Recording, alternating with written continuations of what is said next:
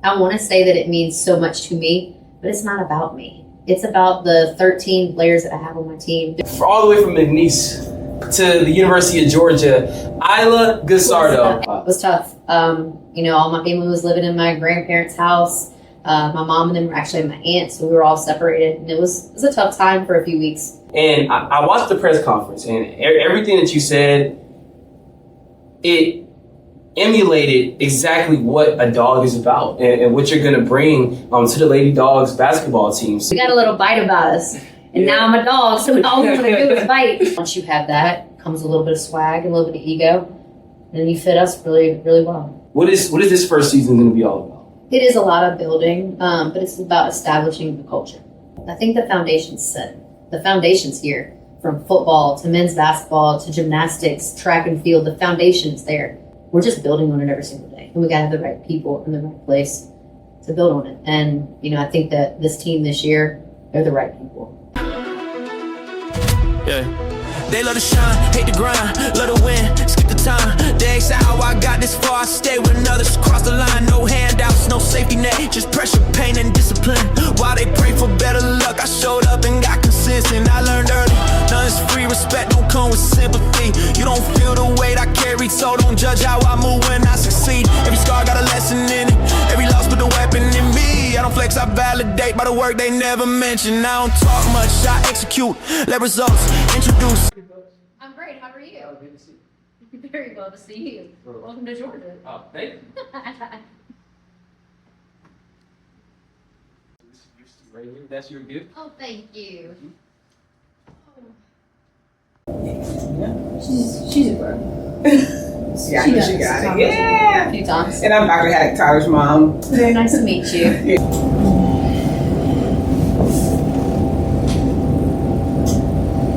All right. Seconds.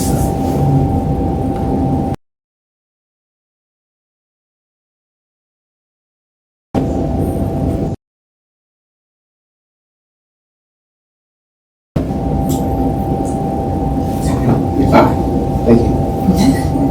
All right, what's going on, guys? It's Tyler Gates here. Welcome back to another episode of the Tagline.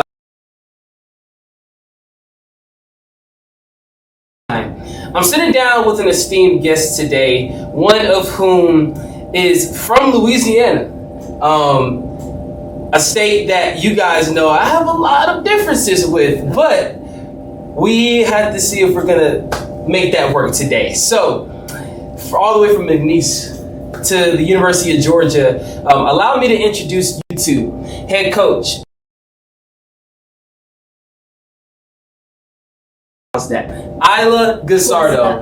Because Ayla, okay, thank you. Because a lot of people that I came across when the news was announced, because I'm a University of Georgia fan as well, go Dogs. So when the news was announced, a lot of people were like, "How do you pronounce her name?" And I said, "Just wait till the press conference. Just wait till the press conference." And I watched the press conference, and everything that you said, it emulated exactly what a dog is about and what you're going to bring to the Lady Dogs basketball team. So welcome to the show. Thank you for taking the time. Thank you. Anytime. Appreciate it. How is it for you so far adjusting to your role as the head coach? I'll say the adjustment of this job is not too much different than my previous jobs, but the university has helped me in so many different ways. I retained 2 staff members from the previous staff, and just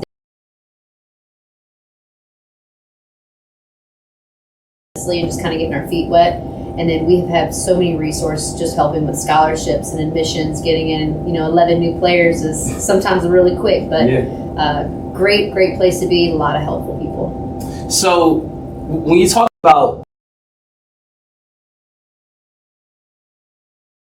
portal, because we live in a world today where NIL is basically king, and name, image, and likeness has a stronghold on collegiate sports. So how do you and your staff wish to go about that? And I'm going to say that we do our work early. So we're doing our work now for the portal. and people talk about you recruiting your own players. Yes and no. We're not necessarily recruiting them. We're building relationships with them.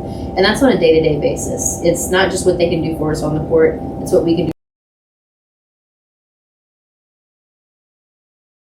for players. And then, yes, we're going to go acquire some transfer portal places just to fill in some missing pieces. But I still love a good freshman. I think that sometimes gets overlooked. That's where you start building your culture, your standards. You can keep those fresh.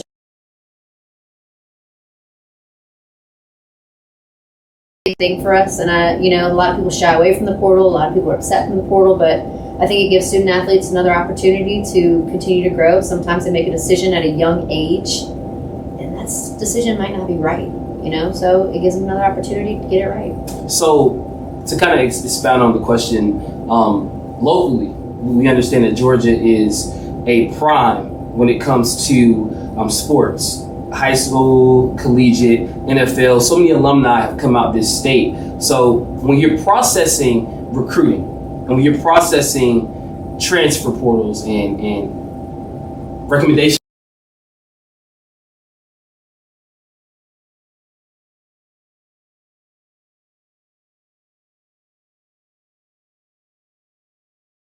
that could be her.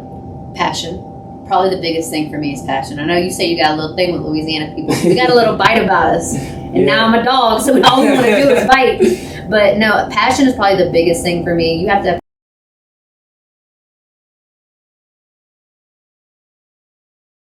once you have that, comes a little bit of swag and a little bit of ego.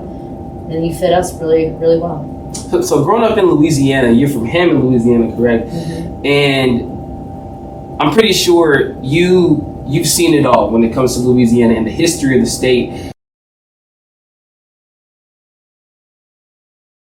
Pretty much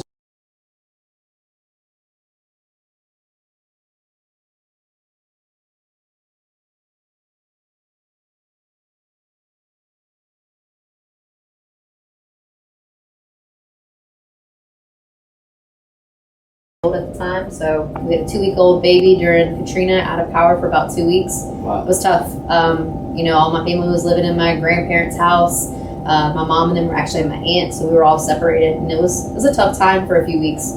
High school season was even tougher. We had a lot of the New Orleans schools that came, towards the Hammond area, so my class of 120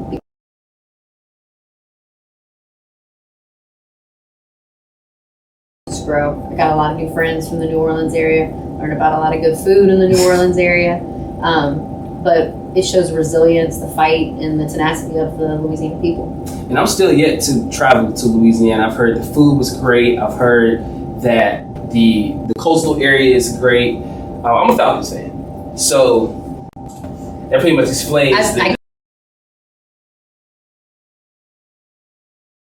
it's one of the best rivalries in sports. Now, I know one thing that the SEC prides itself on is rivalries. So we look at Florida, we look at Alabama, we look at Ole Miss, Texas A&M, all of these schools in the SEC. How important is that to you and your team? It's big. Rivalries are fun. We love, like the Georgia Tech rivalry. We love it all. But the in-conference rivalries are going to be even better. We're excited to start making some of those rivalries early on. And we've done a few of it with the recruiting process coming up. We're all going after some of the same kids, so those rivalries start early. So who's your favorite rival? I mean, I know you can't probably say, but coming from Louisiana, I'm pretty sure you were an LSU fan of sorts. A little bit. See, there you go. Who would be your favorite rivalry of all time? I'll go with the LSU rivalry. Just being from here, I'll go with an LSU is probably our favorite rivalry, just because we're going to get to go back home. Hopefully get a win in Baton Rouge, but probably overall biggest rival for me has got to be Michigan. I've played basketball at University of Akron, so which is Ohio State, Michigan. We ended up beating Michigan one of my years while I was playing, so probably that Michigan rival. I don't like that blue and the blue. So your time at Akron, I'm glad you brought that up because I did have a question. Your time as a basketball player there, what are some of those traits that you carried over into coaching? From Akron Akron, I'll tell you, I learned a lot of the X's and O's. My coach was a very, very, very smart coach, very statistical, very detailed oriented, and I think I learned a lot of those traits from her. Now, when I played JUCO ball, that's where I learned my toughness. That's where I learned how to compete, how to run through a brick wall for somebody. That's where I learned kind of who I am. And then when I got to Akron, I learned about, almost who I'm about. I learned a lot of IQ at the University of Akron playing for her. So going back into the coaching side of things, when you're building a coaching staff, I know a lot of people, when they come from a certain school or a certain city or a certain state, they want to bring coaches with them. We see it in college football all the time, or in the NFL, where they like to bring people from the organization within, whether it's the scouting, whether it's the marketing, somebody of a friend that they know. So when you go about building your coaching staff, what is one, the motto, and two, what are the examples?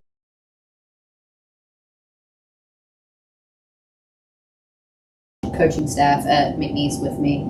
Had a really good coaching staff at Southeastern Louisiana with me. So I did bring them with me. Loyalty is probably the biggest thing. If you're loyal and I trust you, and I know you have my back, because we're going to go through adversity. We're going to go through adversity as a team, a program, staff. Players are going to go through adversity, but I think trust and loyalty is probably the biggest thing for me. And then work ethic. You can work for me.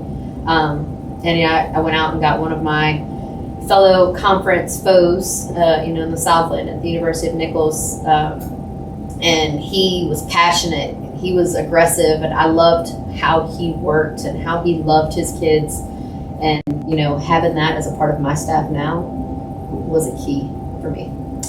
So going, what you're looking for in this new era, so going into this season, is there a building or a processing, I guess you would say, is there something that you're looking for out of this season as the new era starts? Because I know it may not happen right away. Winning the conference or going to March Madness, but we have to build on those things. So what is this first season going to be all about? It is a lot of building, but it's about establishing the culture. It's a culture where we don't give up. We fight through every possession, every play. We are together. It's that team unity. We're developing a culture. And with those culture, because we're going to be tough, because we're going to be competitive, physical, and skilled, we'll win some games. We'll win a lot of games just by that. And now we'll start adding some pieces to our puzzle here and there. But we're developing great young ladies who represent the University of Georgia in our women's basketball program. I think, and that's something that I want to be proud of. I think my players want to be proud of. And, we want to make sure that we put a good product on the floor. So we've been working daily right now at practice. And it's not just about, can you put the ball in the hole? Are you doing it the right way? Yeah. So we want to make sure we're doing it the right way. And, this is a process, and they understand that this process will take time, but we want to get it done quickly. I hear that. The elevation of women's sports is something that we look at now. 10 years ago, nobody even thought about it. And safe to say, you're part of that. Not only with me doing my research, but people that have been here and go to school here, and they have seen what Georgia sports is looking like. And now that Georgia basketball, men's and women's, getting the proper attention that it needs, because I don't feel like they look at Georgia's basketball school. They look at it as a football school or a baseball school. So when we talk about professional, going beyond college, do you think your girls have a chance?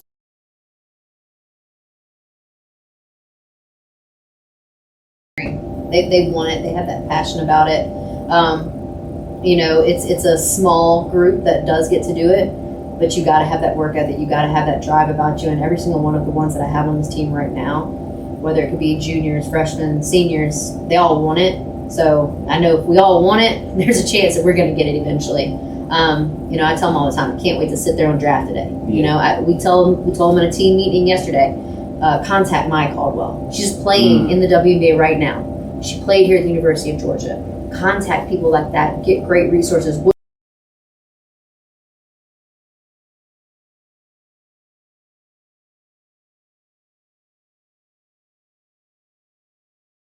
So we're going to use it to our advantage. And speaking of those connections that you have, looking back on your career, even before coaching, who are some of those connections that you used to get into the coaching landscape? And looking back on it now, how do you look at them and say, I thank you for that? Yeah, I think a lot of it is my former coaches.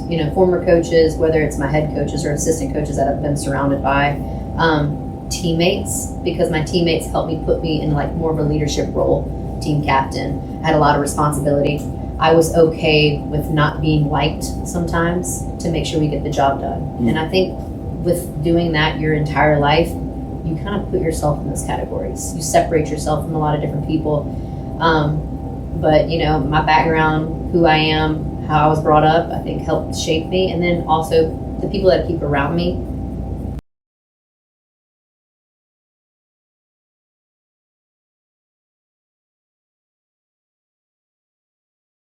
Obviously, we're the Bulldogs, right?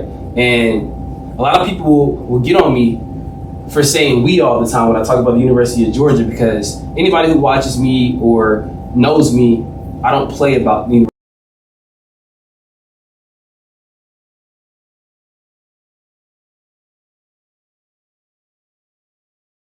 Name on the jersey. What does that mean to you?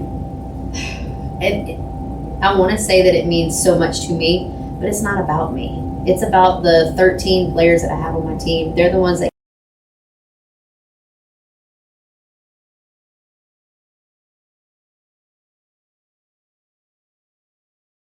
now, they talk about Coach Landers and they talk about, but I met a few people recruiting that was alumni of Georgia, and what they're doing now and how proud they are of this university. That's what it's about.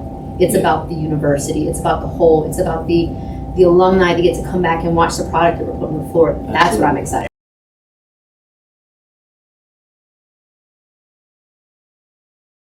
Other sports come in to see you guys play, whether it's the football team or whether it's the baseball team. And one thing about collegiate programs that I've seen, I'm a University of West Georgia graduate, so sports was big for us when we came in 2019, my freshman class. We wanted to implement something.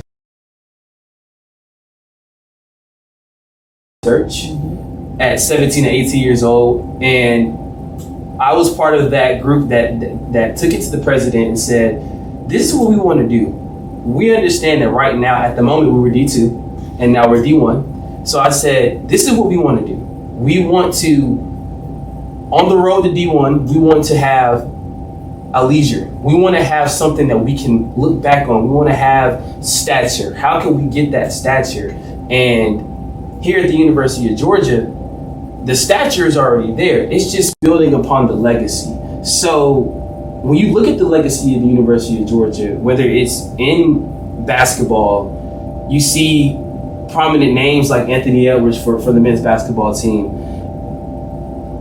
How do you look at that and say, this legacy needs to be carried, but I need the right players to do it? And I know that goes back to recruiting, but it's so much more than that. Yeah, I think the foundation's set.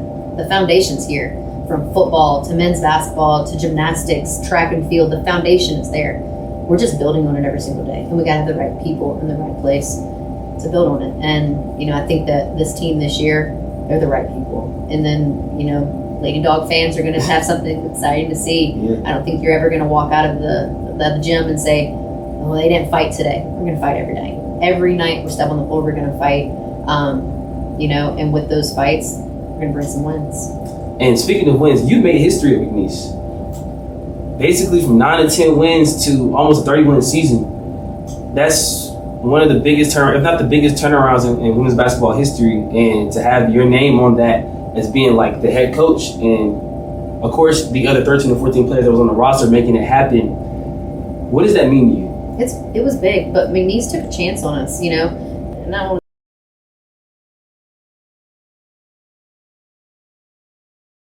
Georgia, from the president to the athletic director to administration, everybody is aligned.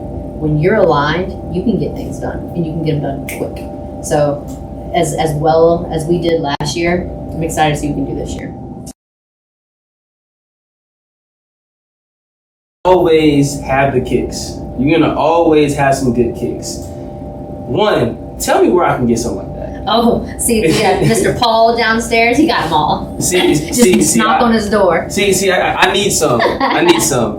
And two, are we teasing this?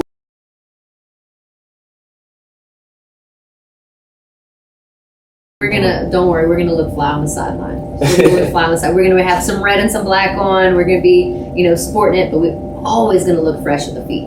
That's good. And to kind of close it out here, one thing that I always like to ask my guests at the end is, what would you be doing if it wasn't coaching women's basketball or in their current careers, period? So what would Coach be doing right now? If I wasn't coaching, what would I be doing? So I worked at a detention center for like a year and a half, and I loved it. I met a lot of kids that needed some help. I got into foster care that way, which brought me to my 3 kids that I have now. That's probably what I'd be doing, because you can change lives very quickly, similar to what we're doing here.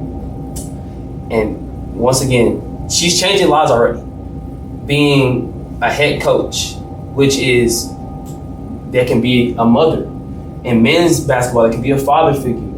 And a lot of basketball players, athletes in general, don't have that mother or father figure because of things that either happened in the past or they're dealing with something on campus. So she's a great example of not only being a mother figure, but going to be that backbone for your players. So I thank you so much for coming on the show.